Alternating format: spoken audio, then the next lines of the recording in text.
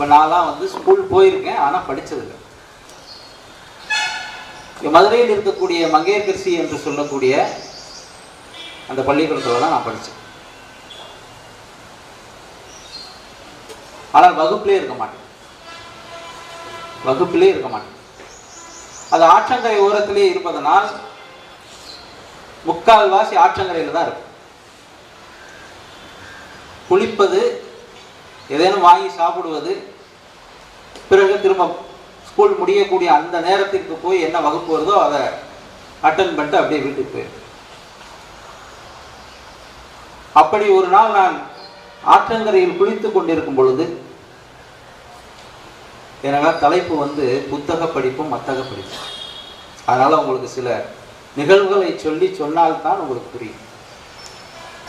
அப்போ குளித்துக் கொண்டிருக்கும் பொழுது எங்களுக்குள்ள ஒரு விளையாட்டு இருக்கு. என்னன்னா, எங்களுடைய சட்டையை வச்சு மீன் பிடிப்போம். கரையில் ஒரு குழி தோண்டுவோம், அங்கே ஒரு ஊத்து வரும்.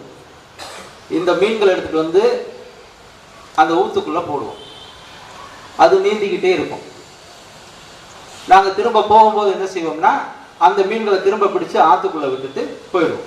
இது எங்களுக்குள்ள உள்ள விளையாட்டு. அதாவது நீ எத்தனை பிடிக்கிற, நான் எத்தனை பிடிக்கிறேன்னு சொல்லி ஒரு விளையாட்டு மாதிரி. அப்போ இதை என்னோட சேர்ந்து ஒரு 3 பேர் தொடர்ந்து செஞ்சுக்கிட்டே இருக்கும் பொழுது, அந்த ஆற்று நீரிலிருந்து ஒரு தவளை நீருக்குள் இருந்து தவி தவி கரைக்கு வந்தது. அப்போ நான் பார்த்தேன், இந்த தவளை தண்ணிக்குள்ள இருந்து வருது, நாம மீனை பிடிச்சு அந்த ஊத்து தண்ணிக்குள்ள போடுறோம். ஏன் இந்த மீனை நம்ம கரையில போடக்கூடாது அப்படின்னு ஒரு சிந்தனை வந்து, சரின்னு நான் தோண்டி வைத்திருக்கக்கூடிய அந்த குழியில் இருக்கக்கூடிய அந்த ஊத்து தண்ணியில் இருக்கக்கூடிய மீன்களை அள்ளி கரையில் போட்டேன். போட்டா மீன் என்ன ஆகும்? நான் டீ காப்பி ஏதாவது தர சொல்லட்டா?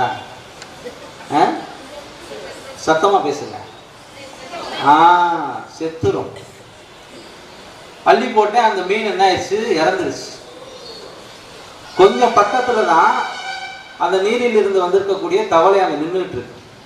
எனக்கு ஒரு யோசனை, இந்த தவளை நீரில் இருக்கின்றது, நிலத்தில் இருக்கின்றது. இந்த மீன் நீரில் இருக்கின்றது, நிலத்திற்கு வந்த உடனே இறந்து விட்டது. ஆனால் இந்த தவளை இறக்கவில்லை.